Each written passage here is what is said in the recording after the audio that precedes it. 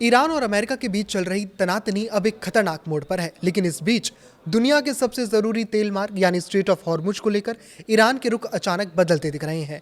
दरअसल अमेरिकी राष्ट्रपति डोनाल्ड ट्रंप ने ईरान को सीधी चेतावनी दी कि अगर 48 घंटे के भीतर ये समुद्री रास्ता नहीं खुला तो अमेरिका ईरान के बिजली घरों को निशाना बनाएगा, यानी सीधा पावर ग्रिड पर हमला किया जाएगा।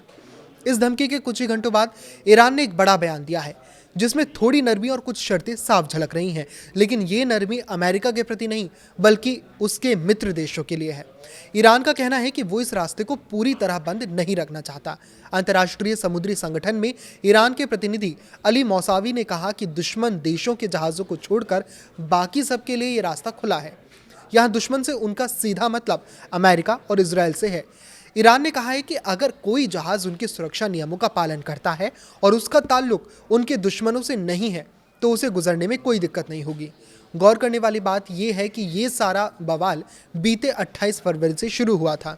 उस समय ईरान ने इस रास्ते को बंद करने का ऐलान करते हुए साफ कहा था कि वो अमेरिका और इजराइल तक तेल की एक बूंद भी नहीं पहुंचने देगा। इसलिए ईरान के इस कदम ने ग्लोबल मार्केट में हड़कंप मचा दिया था।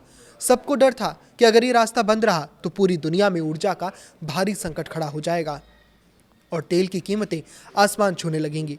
ईरान का तर्क है कि खाड़ी में हालात बिगड़ने की असली जड़ अमेरिका और इजरायल के हमले हैं। उनका कहना है कि वो तेहरान खाड़ी में जहाज़ों की सुरक्षा और नाविकों की हिफाजत के लिए संयुक्त राष्ट्र यानी यूएन के साथ मिलकर काम करने को तैयार है, लेकिन इसके लिए आपसी भरोसा ज़रूरी है। दूसरी तरफ अमेरिका ने जहाज़ों को सुरक्षा देने के लिए एक नौसैनिक गठबंधन बनाने की कोशिश की थी। हालांकि नाटो देशों ने ईरान के खिलाफ सीधे सैन्य एक्शन से हाथ खींच लिए थे। अब देखना यह होगा कि ट्रंप प्रशासन ईरान के इस शर्त वाले ऑफर को स्वीकार करता है या 48 घंटे की डेडलाइन खत्म होने के बाद कोई बड़ा एक्शन लेता है। फिलहाल सबकी नजरें इसी बात पर हैं कि ये विवाद आगे किस तरह मोड़ लेता है। इस पर आपकी क्या राय है, हमें कमेंट करके ज़रूर बताएं। लाइक करें, शेयर करें और इसी तरह जुड़े रहें। नमस्कार।